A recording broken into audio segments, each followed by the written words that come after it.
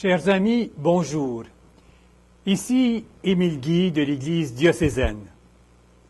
À la paroisse de l'Annonciation, dans le cadre des retraites organisées par l'équipe du renouveau charismatique catholique de notre diocèse, le conférencier invité, Père Michel Vigneault, prêtre trinitaire, a présenté une retraite ayant comme thème « Avec l'Esprit, passons sur la rive où le Seigneur nous attend ».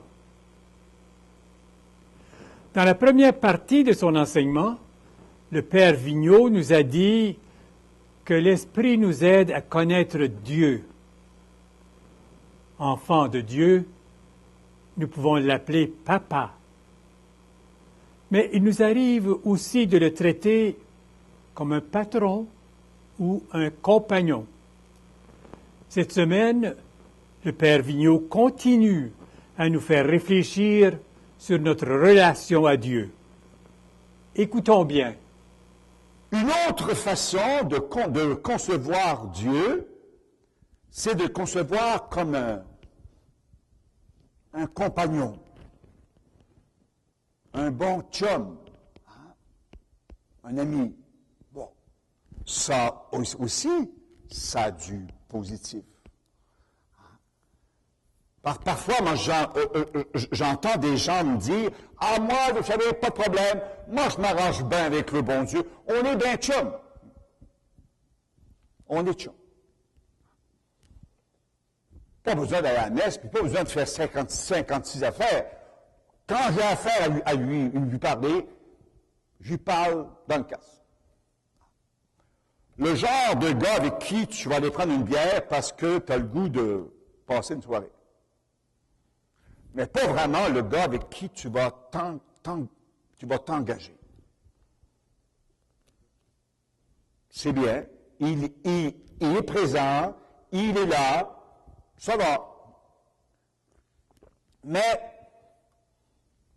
on peut être des mois, des années, sans nécessairement se fréquenter. Mais c'est là. Vous savez, ces espèces d'amis qui sont amis sans trop l'être, qui ne dérangent pas trop. Ou encore, un copain avec lequel je vais suivre une forme de projet. Le gars qui m'appelle pour faire telle chose. Exemple, il y a des personnes qui sont d'une immense générosité, toujours prêtes à rendre service pour telle cause, pour les enfants, pour les vieillards, pour les pauvres. Là, la fête de Noël s'en vient dans comme deux semaines. Là. Vous allez voir, il y a des gens là qui font merveilleux. Faire de la guignolée, puis les quêtes, puis les affaires, puis distribuer des paniers, puis des pauvres. Ça, c'est de la générosité. C'est bien, ça. C'est très bien. Mais c'est occasionnel. Parce qu'il y a quelque chose.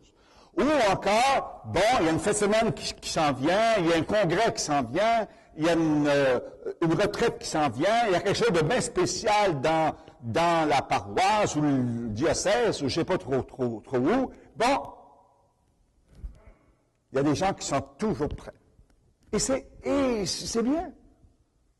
Mais ce sont ce que j'appelle des relations de circonstances. Quand la circonstance est finie, ben, chacun s'en va chez eux, puis c'est fini.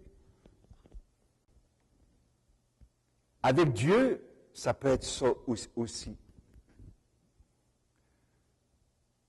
Je peux être un chrétien de circonstance. Puis ça, dans notre société, il y en a beaucoup. Beaucoup. Des gens qui savent qu'ils ont la foi, ce sont des croyants. Oui. D'ailleurs, quand on parle de foi, ils disent « Ah, moi, je suis un croyant. » Mais un croyant de circonstance. Comme je dis souvent, les croyants de Noël puis de Pâques. C'est déjà beaucoup qu'ils soient là à Noël puis à Pâques. Ils pourraient bien ne pas y être, ni à Noël, ni à Pâques, mais ils sont là. Des croyants de... Bon, ils sont là pour les baptêmes, puis la confirmation des enfants, puis tout ça. Bon, ils sont pas rébarbatifs. Ils sont là. Quand la circonstance est là, ils sont là. Mais, après ça, on s'en va. On attend l'autre occasion. Les apôtres ont vécu ça aussi. Ah oui. Les apôtres ont vécu ça. Quand Jésus est allé chercher ses apôtres, ils l'ont suivi. Lui, il ne les appelait pas pour travailler à son projet. Il les appelait pour vivre l'expérience de Dieu avec lui et pour qu'ils puissent le suivre jusqu'au bout de son amour, jusqu'au bout de la croix. C'est pour ça qu'il les a appelés. Mais eux, ils ont détecté dans leur cœur que l'appel que Jésus leur faisait, c'était un appel pour œuvrer avec lui. Il y avait de cela aussi, puisque Jésus les envoyait deux par deux, annoncer la bonne nouvelle, puis guérir les malades, puis chasser les démons. Puis, bien sûr, ça fait partie de l'appel, mais ce n'est pas le sens premier de l'appel. Jésus ne nous appelle pas d'abord à faire des choses. Jésus nous appelle d'abord à être avec lui. Venez avec moi. Viens et suis-moi. Viens et suis-moi. Pas viens et va faire ça. Viens à moi. Puis tant que ça marchait, les apôtres, ça a marché. Hein? On pense toujours que les guérisons puis les miracles, c'est après la résurrection. Non, non, non, ça a commencé avant. Oui, les apôtres sont partis, puis ils ont fait des miracles, puis ils ont chassé des démons, puis tout ça. Au nom de Jésus. Puis là, ça marchait. Puis Jésus était populaire. Vous savez ce que c'est, hein? Suivre quelqu'un qui est populaire, ça redore ta propre étoile. On marche, ça marche. Puis là, Jésus amenait des foules, puis rassemblait des foules, puis faisait des miracles, puis il parlait au nom de Dieu. Puis, mon Dieu, mon Dieu, mon Dieu. Ils étaient contents d'être à côté de leur ami. Oui, parce que l'ami, ça marche bien. Son projet, ça marche. Puis là, tout d'un coup, Jésus a commencé à leur dire, il faut que le Fils de l'homme monte à Jérusalem, il va souffrir, on va l'arrêter, on va le mettre à mort, puis on va même le crucifier. Et après 3 jours, il va ressusciter. Oh! Là, tu as vu les apôtres dire, non, un beau Pierre, là. Oh, ça ne se passera pas. Et là, Jésus va dire quelque chose d'assez terrible à Pierre. Arrière Satan. Il venait de lui dire qu'il serait le chef de l'Église. Hein. Tu es Pierre, et sur cette pierre, je bâtirai mon Église. Et un peu après, Jésus commence à parler de sa passion, de sa souffrance. Puis là, Pierre lui dit, non, non, non, non, non, ça ne t'arrivera pas, parce que moi, je suis ton chum. Un ami comme toi, ça ne meurt pas sur la croix à 33 ans. Voyons donc. Où est-ce qu'on va aller si tu meurs? Je donnerai ma vie pour toi. Vous voyez, hein? Le chum va donner ma vie moi, pour toi. Puis là, Jésus lui dit, Pierre, tu n'es pas prêt à donner toute ta vie. Tu es prêt à donner une partie de ta vie pour travailler avec moi, mais tu n'es pas prêt à donner ta vie à moi. Puis là, Pierre, il choque. Non, non, non, Seigneur, je suis prêt, puis je vais mourir avec toi. Le coq n'aura pas chanté sans que tu m'aies renié 3 fois. Il était sincère, Pierre. Très sincère. Pierre, c'est un bon gars. C'est un bon gars. Un bon pêcheur. Il avait, il voulait. Puis en plus, que Jésus lui avait fait confiance. Puis ça marchait. Qu'il voulait aller jusqu'au bout. Quand on commence un projet avec quelqu'un, on ne veut pas que ce quelqu'un-là meure 1 an après, surtout si le projet fonctionne. C'est normal. Mais le projet de Dieu, qui par Jésus nous appelle, ce n'est pas d'abord pour faire des choses, mais c'est pour être avec. Jésus voulait faire de Pierre et des apôtres d'abord des enfants de Dieu, des frères de Jésus. C'est ça qu'il voulait. Travailler à son Église, oui, bien sûr. Mais d'abord, fonder l'Église sur lui. Sur lui.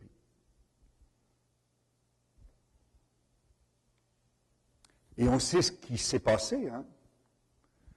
Quand Jésus, de fait, a été pris par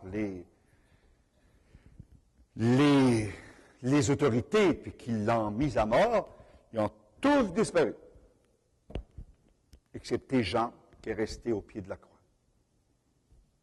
Ils avaient tous du magasinage à faire, je ne sais pas trop quoi. Là. Ils étaient tous occupés. La fête était finie. Le party était fini.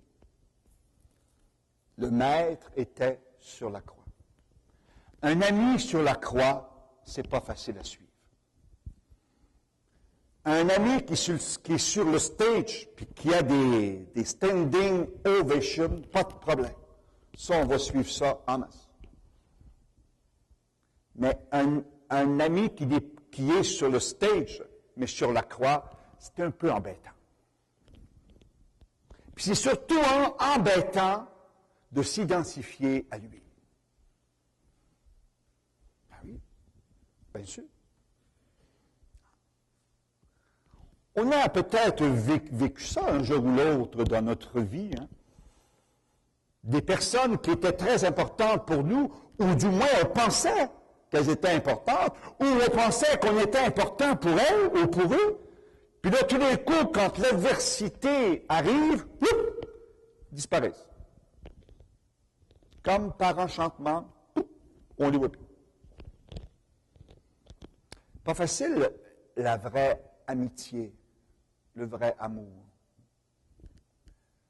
Le vrai amour qui engage, pas qui engage seulement quand ça va bien, mais qui engage à chaque jour. Alors, le chrétien, la chrétienne que nous sommes, peut aussi parfois avoir une relation à Dieu de ce genre-là. Bien sûr. La question à 3000 piastres US, là, hein? Où est Dieu? Où étais-tu, Dieu, quand telle chose est arrivée dans ma vie? Où étais-tu? Pourquoi votre Dieu, qui est si bon, peut permettre telle chose?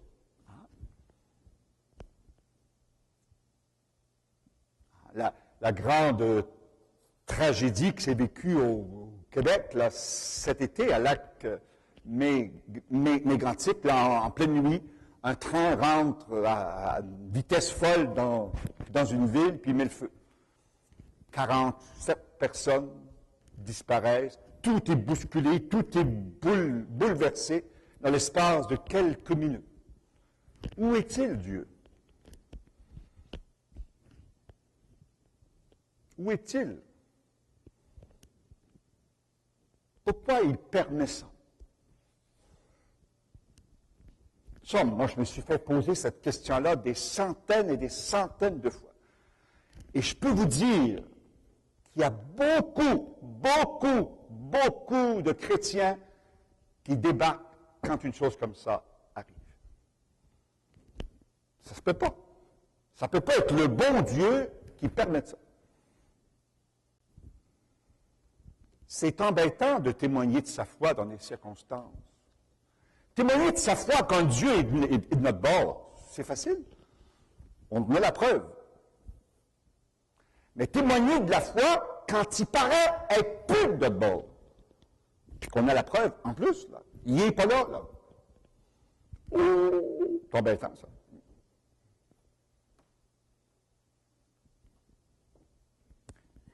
Un ami sur la croix, c'est très inconfortable.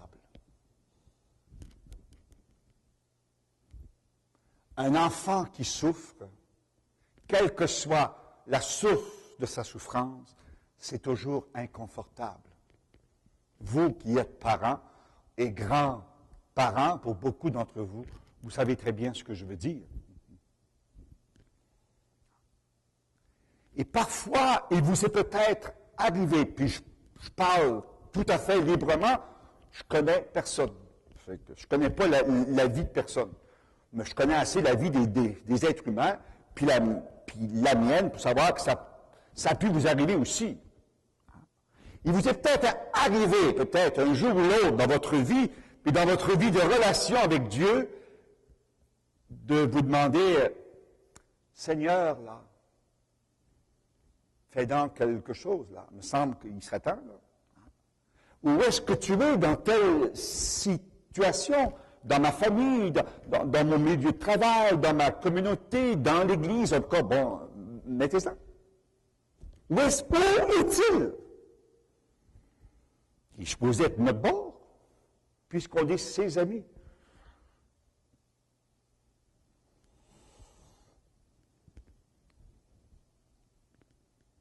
Jésus, quand il a appelé ses disciples à être ses amis, il leur a jamais dit que parce qu'ils seraient ses amis, que rien ne leur arriverait. Jamais, jamais, jamais, jamais, jamais. Il a dit, je vous appelle mes amis parce que tout ce que j'ai reçu de mon Père, je vous l'ai fait connaître. Et qu'est-ce qu'il a reçu du Père?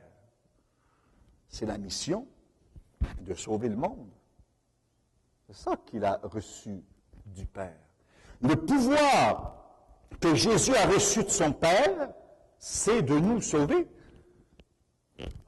Donc, c'est de donner sa vie pour que nous ayons la vie. Il va dire, il n'y a pas de plus grand amour que de donner sa vie pour ceux qu'on aime. Jésus n'est pas venu expliquer la souffrance, Jésus n'est pas venu expliquer la mort, Jésus n'est pas venu expliquer la source de la souffrance. Il est venu l'habiter de sa présence. Et c'est ça que l'Esprit Saint fait en nous. Il nous fait passer de l'ami de circonstance à l'ami qui accepte que Jésus nous donne sa vie et qu'il nous donne la grâce de pouvoir la donner nous aussi à notre tour. Mais la donner, pas la prêter, la donner. Et j'arrive à la troisième partie, et je terminerai avec celle-là, celle dont saint Paul parle ici dans son texte. l'Esprit de Dieu, hein, l'Esprit Saint, atteste lui-même à notre esprit que nous sommes enfants de Dieu. Nous sommes ses enfants, donc nous aurons aussi part au bien que Dieu a promis à son peuple. Nous y aurons part avec le Christ, hein, avec l'Esprit, avec le Christ. Ben oui, c'est normal, parce que l'Esprit Saint, c'est l'Esprit du Christ, c'est l'Esprit de Dieu. Donc, si j'ai l'Esprit Saint, si nous avons reçu l'Esprit Saint, c'est pour que cet Esprit en nous nous fasse devenir avec le Christ les héritiers de la grâce de Dieu. Nous aurons part avec le Christ, car si nous souffrons avec lui, nous serons aussi avec lui dans sa gloire. Nous serons aussi avec lui dans sa gloire. Avec.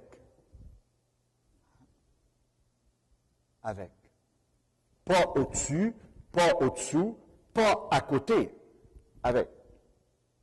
Avec l'Esprit Saint, nous sommes conduits à marcher avec le Christ sur le chemin qui nous conduit au don total de la vie.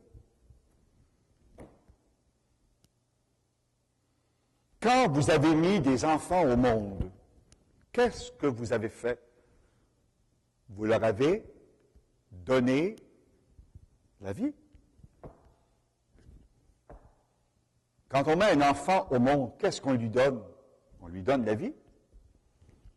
Avant de lui donner quoi que ce soit, une maison, puis des couches, puis des biberons, puis du lait, puis tout ce que vous voulez, puis tout ce que vous allez lui donner, hein, bien après, dans toute sa vie, la principale chose, et la première chose que vous lui avez donnée, c'est la vie.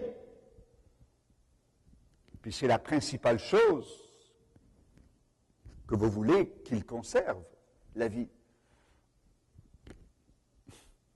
Il peut perdre beaucoup de choses, mais ce que vous souhaitez, c'est qu'il garde sa vie. Bien sûr, mais Dieu veut la même chose avec nous. Puis il voulait la même chose avec son Fils. Dieu n'a pas envoyé son Fils sur la croix pour prouver au monde un espèce de record Guinness de souffrance. Pas du tout. Jésus a envoyé son Fils sur la croix parce que c'était le moyen pour lui de donner sa vie. C'est pour ça que ce qui est important lorsque l'on médite sur la croix, c'est de méditer d'abord sur le don de la vie.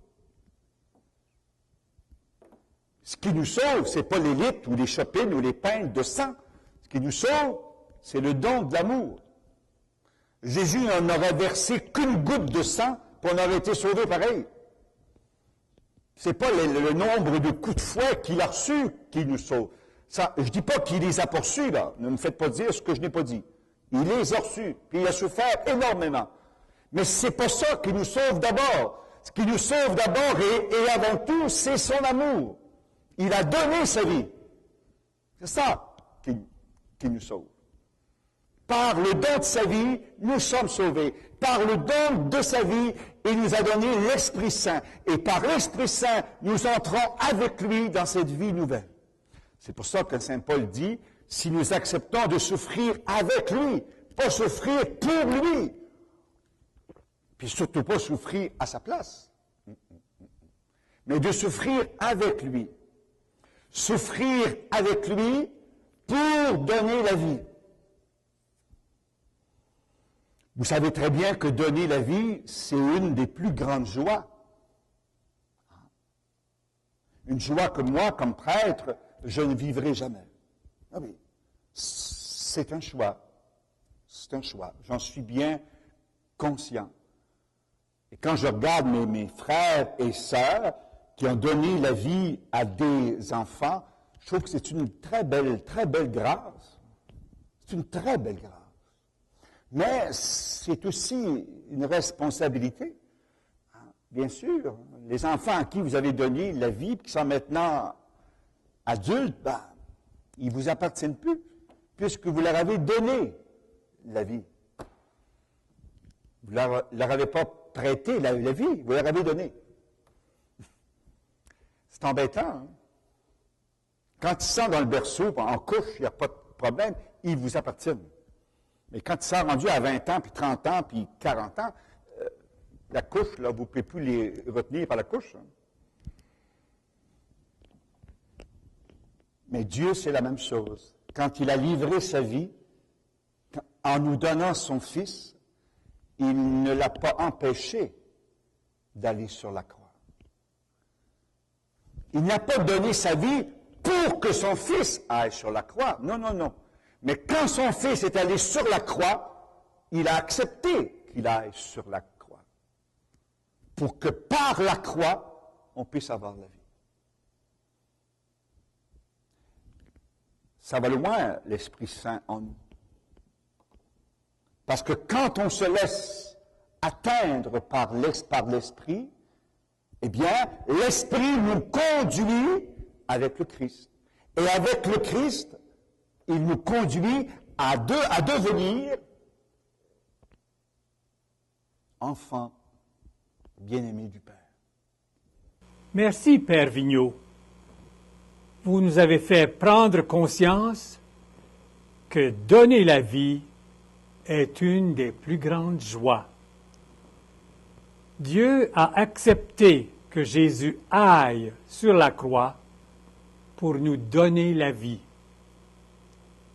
Chers amis, merci d'avoir été des nôtres et revenez-nous pour la suite de cet enseignement qui, avec l'Esprit, nous aidera à passer sur la rive où le Seigneur nous attend. Au revoir, à une prochaine.